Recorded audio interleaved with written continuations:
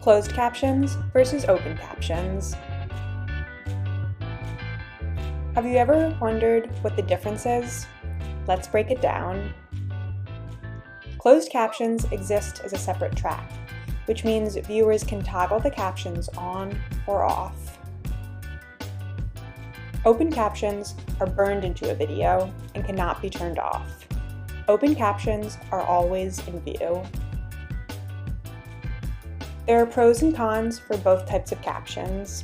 Here are some tips for deciding which to use. If you're sharing videos on YouTube or your own website, closed captions are great because they give viewers flexibility when watching a video. Open captions are great for social media.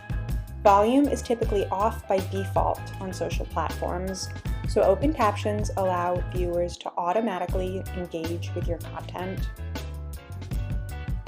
Are you interested in captioning your videos? We can help.